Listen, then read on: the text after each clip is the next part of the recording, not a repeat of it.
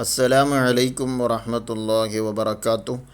രണ്ടാം ക്ലാസ്സിലെ 2025 നടന്ന തജ്വീദുൽ ഖുർആനിൻ്റെ അർദ്ധവാർഷിക പരീക്ഷയുടെ ചോദ്യപേപ്പറാണ് നമ്മൾ വായിക്കാൻ പോകുന്നത്. ഇൻഷാ അല്ലാഹ് മുൻകഴിഞ്ഞ വർഷങ്ങളിലെ ക്വസ്റ്റ്യൻ പേപ്പറുകളൊക്കെ പ്ലേലിസ്റ്റിലുണ്ടാകും. അവിടെ നിന്നും അത് നോക്കി കൃത്യമായിട്ട് ഏതെല്ലാം രീതിയിലാണ് ചോദ്യങ്ങൾ വന്നിട്ടുള്ളത് എന്ന് മനസ്സിലാക്കണം. ഇതിലുള്ള ചോദ്യങ്ങൾ കാണുമ്പോൾ ആരും പ്രയാസപ്പെടേണ്ട. നമ്മളെ തജ്വീദുൽ ഖുർആനിൽ കൊടുത്ത ഓരോ പാഠങ്ങൾ ഓരോ സൂറത്തുകൾ എടുക്കുന്ന സമയത്തും അതിൽ ഓരോ കാര്യങ്ങൾ ശ്രദ്ധിക്കാനുണ്ടാകും. അതിൽ അന്നുള്ള ചോദ്യങ്ങളാണ് കൂടുതലായിട്ടും ഇതിൽ വന്നിട്ടുള്ളത്. ഇൻഷാ അല്ലാഹ് ചോദ്യം നോക്കുമ്പോൾ നമുക്ക് മനസ്സിലാകും. ഒന്നാമത്തെ കോളത്തിൽ ശരി അടയാളപ്പെടുത്തുക. ഒന്നെന്താ, തെജിരി എന്നതിലെ ആദ്യത്തെ അക്ഷരം തെജിരി. ഇവിടെ ഈ തെജിരി എന്ന് കൊടുത്തിട്ടുണ്ടല്ലോ, ഇതിൽ ആദ്യത്തെ അക്ഷരം ഏതാണ്? ആൻസർ ത ആണ്. അപ്പോൾ താഇന് നേരെ ടിക്ക് ഇടുക എന്നുള്ളതാണ് കുട്ടികൾ ചെയ്യേണ്ടത്, ശരി ഇടുക എന്നുള്ളതാണ് കുട്ടികൾ ചെയ്യേണ്ടത്. ഇനി അതിൽ രണ്ടാമത്തെ വയംനഊന എന്നതിലുള്ള അക്ഷരങ്ങൾ. വയംനഊന എന്നതിൽ എത്ര അക്ഷരമുണ്ട് നോക്കുക. വാവ്, യാ, മീമ്, നൂന്, ഐന്, വാവ്, നൂന്. ഇതാണ് അതിലുള്ള അക്ഷരങ്ങൾ. ആ അക്ഷരങ്ങൾ എത്രയാണ്? ആൻസർ 7 അക്ഷരങ്ങളാണുള്ളത്. അപ്പോൾ 7 എന്നെടുത്ത് ശരിയിടുക.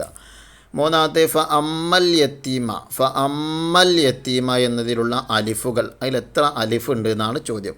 ആൻസർ 3 അലിഫ്. എത്ര അലിഫുകളാണ്? 3 അലിഫുകൾ. ഇനി അടുത്ത എന്താണ്? ഉലായിക്ക എന്നതിൽ ഉച്ചരിക്കാത്ത അക്ഷരം. ഉലായിക്ക എന്നതിൽ ഉച്ചരിക്കാത്ത അക്ഷരം ഏതാ? ഉല.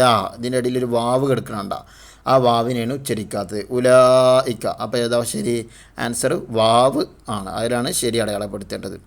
ഇനി അടുത്ത് ഹുനഫാ എന്നതിൽ നീട്ടി ഓതേണ്ട അക്ഷരം. ഇവിടെ ഏത് അക്ഷരത്തെ നീട്ടി ഓതി? ഹുനഫാ എന്നാണ് ഓതിയത്. അപ്പോൾ ഈ ഫാഇനല്ലേ നീട്ടിയത്? ഹുനഫാ. ആ ഫാഇനെയാണ് നീട്ടിയത്. അപ്പോൾ ഫാ എന്നിട്ട് ശരിയുടെ ഫാഇനെയാണ് നീട്ടി ഓതേണ്ടത്. ഇനി ആറാമത്തെ ബുഅസിറ എന്നതിൽ രണ്ടാമത്തെ അക്ഷരം. ബുഅസിറ ഉണ്ടാ. ബുഅസിറ എന്നതിലെ രണ്ടാമത്തെ അക്ഷരം. ഒന്നാമത്തെ അക്ഷരം ബാ ആണ്, രണ്ടാമത്തെ അക്ഷരം ഐന്. അപ്പോൾ ഐനിന് രണ്ടാമത്തെ അക്ഷരം ഏതെന്നാണ് ചോദ്യം. അപ്പോൾ ഐനിൻ്റെ അവിടെ ശരി അടയാളപ്പെടുത്തുക. ഇനി അടുത്ത ഏഴാമത്തെ വ അമ്മാ ബിനിഅമത്തി റബ്ബിക ഫഹദ്ദിസ്. വ അമ്മാ ബിനിഅമത്തി റബ്ബിക ഫഹദ്ദിസ്. ഇതിൽ മണിച്ച് ഓതേണ്ട അക്ഷരം ഏതക്ഷരത്തെയാണ്? വ അമ്മാ ബിനിഅമത്തി. അപ്പോൾ മീമിനെയാണ് മണിച്ചത്. അപ്പം മീമിൻ്റെ നേരെ ശരി അടയാളപ്പെടുത്തുക. ഇനി എട്ടാമത്തെ ഫവസത്ന ബിഹി ജംആ. ഇതിൽ ഹാഇനെ ഫവസത്ന ബിഹി. ഇവിടെ ഈ ഹീ എന്നുണ്ടല്ലോ, ആ ഹീനെ എന്താ ചെയ്യേണ്ടത്? ഇതിലുള്ള ഹാഇനെ എങ്ങനെ ഓതണം? നീട്ടി ഓതണം എന്നാണോ, മണിച്ച് ഓതണം എന്നാണോ, ഉച്ചരിക്കരുത് എന്നാണോ? അപ്പോൾ എന്താ ചെയ്യേണ്ടത്? നീട്ടി ഓതണം എന്നാണ്. ഫവസത്ന ബിഹി ജംആ. ഫവസത്ന ബിഹി ജംആ. അപ്പോൾ ആ ഹാഇനെ നീട്ടി ഓതണം. അപ്പോൾ നീട്ടി ഓതുക എന്നതിനാണ് ശരി അടയാളപ്പെടുത്തേണ്ടത്. ഒൻപതാമത്തത് വതകൂനു ലഹ്റക കഫറു. എന്തൊക്കെയാണ്? വതകൂനു ലഹ്റക കഫറു.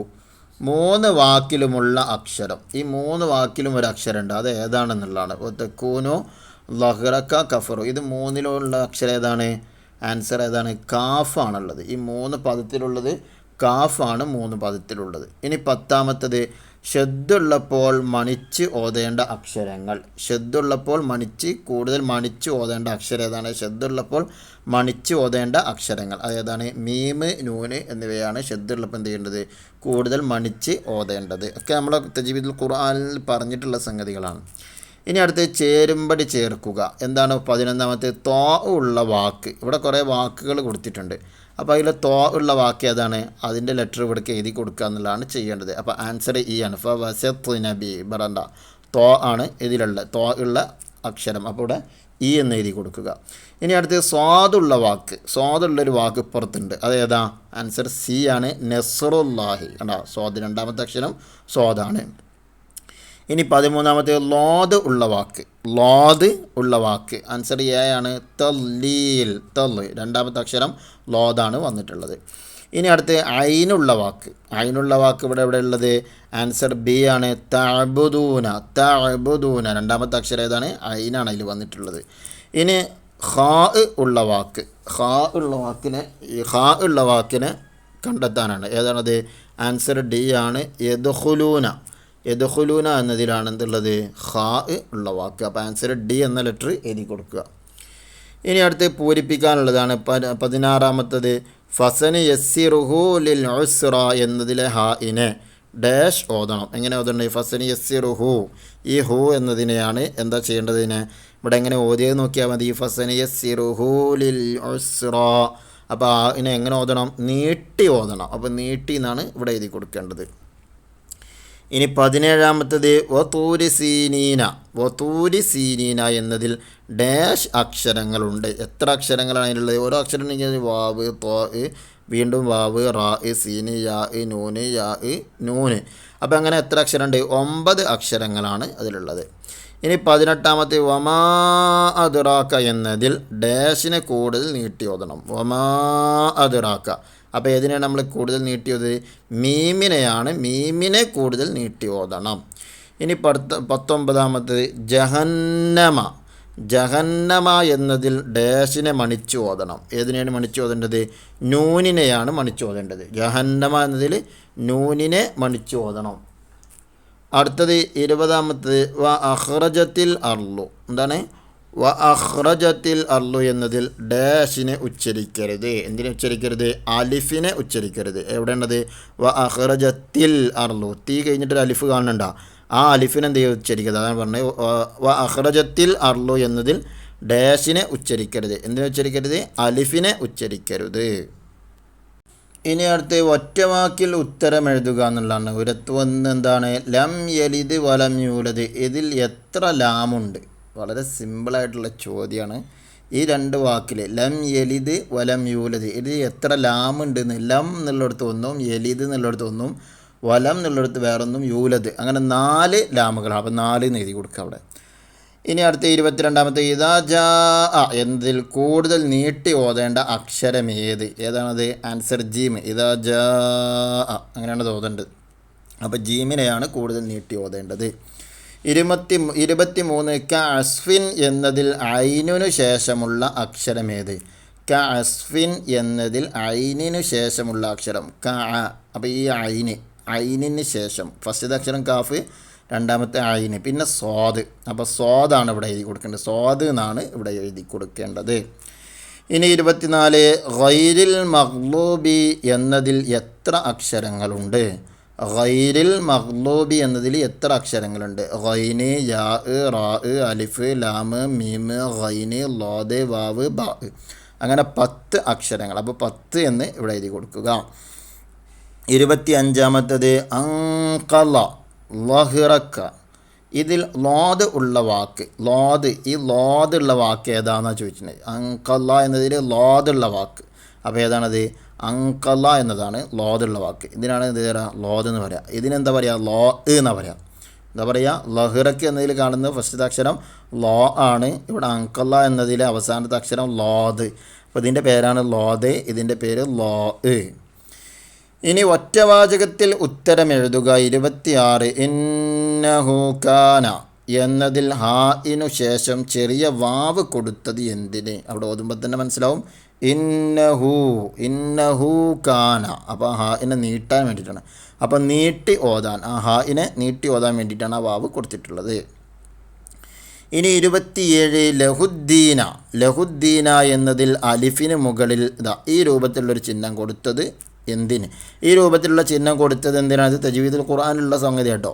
ലഹുദ്ദീന എന്നതിന് അലിഫിന് മുകളിൽ ഇങ്ങനെ ഒരു ചിഹ്നം കൊടുത്തിട്ടുണ്ട്. അത് എന്തിനു കൊടുത്തതാണ്? ആൻസർ ചേർത്തി ഓതാണ്. അതായത് ഹംസത്തുൽ വസിൽ, ആ വസിലിനെ ഉച്ചരിക്കൂല എന്നാണ്. ആ വസിലിനെ ഇപ്പോൾ നമ്മൾ ഓതിയപ്പോൾ എങ്ങനെ ഓതിയേ? ലഹുദ്ദീന എന്നാണ് പറഞ്ഞത്. ആ അലിഫിനെ നമ്മൾ പറഞ്ഞിട്ടില്ലല്ലോ. അപ്പോൾ ചേർത്തി ഓതാൻ, ഇവിടെ ഏതാന്നായിട്ടുണ്ട്, ഓതാൻ എന്നാണ്. ചേർത്തി ഓതാൻ അല്ലെങ്കിൽ ഹംസത്തുൽ വസിലിനെ സൂചിപ്പിക്കാനാണ് എന്ത് കൊടുത്തിട്ടുള്ളത്? അലിഫ്, ആ ചിഹ്നം കൊടുത്തിട്ടുള്ളത് എന്നെന്ത് ചെയ്യണം? കുട്ടികൾ എഴുതുക. അതാണ് ഇപ്പോൾ അവിടെ ചെയ്യേണ്ടത്. 28ാമത്തത് അശ്ശിതാഇ എന്നതിൽ താഇനു ശേഷം ഈ ബ്രാക്കറ്റിലൊരു ചിഹ്നം കാണുന്നുണ്ടല്ലോ, കൊടുത്തത് എന്തിന്? ഈ ചിഹ്നം എന്തിനാണ് കൊടുത്തത്? ഇതെന്ത് തജ്വീദുൽ ഖുർആനിലുള്ളതാട്ടോ.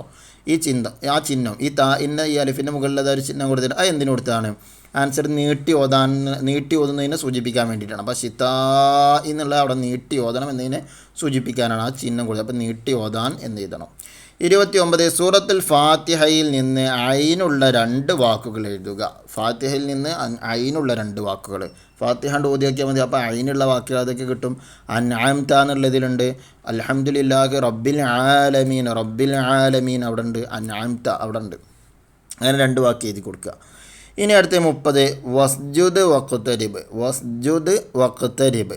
ഇവിടെ ഈ കാണുന്ന ചിഹ്നം ഉണ്ടല്ലോ, ഈ ചിഹ്നം കൊടുത്തത് എന്തിന്? ഈ ചിഹ്നം കൊടുത്തത് എന്തിനാ? ഈ കാണുന്ന ഈ ചിഹ്നം ആൻസർ തിലാവത്തിൻ്റെ സുജൂദിനെ സൂചിപ്പിക്കാൻ. എന്തിനെ സൂചിപ്പിക്കാനാണ്? തിലാവത്തിൻ്റെ സുജൂദിനെ സൂചിപ്പിക്കാൻ വേണ്ടിയിട്ടാണ്, ഓത്തിൻ്റെ സുജൂദിനെ സൂചിപ്പിക്കാൻ വേണ്ടിയിട്ടാണ് കൊടുത്തിട്ടുള്ളത്. 31 വതകൂനുൽ ജിബാലു എന്നതിൽ നീട്ടി ഓതേണ്ട അക്ഷരങ്ങൾ എത്ര, ഏതെല്ലാം? എത്ര എണ്ണമുണ്ട്? 2 അക്ഷരങ്ങളെയാണ് നീട്ടി ഓതേണ്ടത്. ഏതാണ്? ഒന്ന് കാഫ്, വതകൂനു, അവിടെ ഒത്തക്കൂനു ഉണ്ടാ, അവിടെ നിന്നിടണം. പിന്നെ അടുത്ത ഏതാണ്? ബാ ആണ്, ഒത്തക്കൂനുൽ ജിബാലു.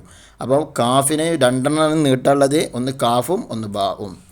ഇനി 32 അജ്റുൻ ഗൈറു മംനൂൻ എന്നതിൽ തൻവീനുള്ള അക്ഷരങ്ങൾ ഏതെല്ലാം? അജ്റുൻ ഗൈറു മംനൂനിൻ എന്നതിൽ തൻവീനുള്ള അക്ഷരങ്ങൾ ഏതെല്ലാം? ഏതൊക്കെയാണ്? അജ്റുൻ, ഇവിടെ റാഇന് എന്തുണ്ട്? തൻവീൻ ലൊമ്പുണ്ട്, അപ്പോൾ റാഇന് എഴുതുക. പിന്നെ ഇവിടെ മംനൂനിൻ കണ്ട, നൂനിന് തൻവീൻ കെസറുണ്ട്, അപ്പം നൂനെന്ന് എഴുതുക. ആ 2 അക്ഷരങ്ങൾ ഇങ്ങോട്ട് എഴുതേണ്ടതുള്ളൂ. ഇനി 33 ജന്നത്തു അദിനിൻ തജ്രി എന്നതിലുള്ള 10 അക്ഷരങ്ങൾ ക്രമത്തിലെഴുതുക. ഈ അക്ഷരങ്ങൾ ക്രമത്തിൽ എന്ത് ചെയ്യുക? അവിടെ 10 അക്ഷരമുണ്ട്, അതവിടെ ക്രമത്തിൽ എന്ത് ചെയ്യണം? എഴുതി കൊടുക്കുക. അപ്പോൾ ജീമ് ജന്നാത്തി, ജീമ് നൂന് താ, പിന്നെ ജന്നാത്തി ആദിനിൻ തജ്രി ഉണ്ടാ. ഈ രൂപത്തിൽ എന്ത് ചെയ്യുക? 10 അക്ഷരങ്ങളും ഇവിടേക്ക് എഴുതി കൊടുക്കുക എന്നതാണ് ഈ ചെയ്യേണ്ടത്. അപ്പോൾ ഈ രൂപത്തിലാണ് 2025 അർദ്ധവാർഷിക പരീക്ഷ ചോദ്യപേപ്പർ വന്നിട്ടുള്ളത്. ഇൻഷാ അല്ലാഹ് ക്വസ്റ്റ്യൻ പേപ്പറിൻ്റെ PDF വേണ്ടവർക്ക് കമൻറ്റ് ബോക്സിൽ വാട്സപ്പ് ഗ്രൂപ്പിൻ്റെ ലിങ്ക് ഉണ്ടാകും, അതിൽ ജോയിൻ ചെയ്താൽ നിങ്ങൾക്ക് ക്ലാസ്സിൻ്റെ PDF ലഭിക്കുന്നതാണ്. അല്ലാഹു സുബ്ഹാനഹു വ തആല മക്കൾക്കെല്ലാവർക്കും നല്ല ഹിഫ്ളും ഓർമ്മശക്തിയും അല്ലാഹു തആല നൽകുമാറാകട്ടെ. പഠിക്കാനുള്ള കഴിവും ഉന്മേഷവും ആവേശവും അല്ലാഹു തആല നൽകുമാറാകട്ടെ. ഉന്നത വിജയം നൽകുമാറാകട്ടെ. അസ്സലാമു അലൈക്കും വറഹ്മത്തുള്ളാഹി വബറകാതുഹു.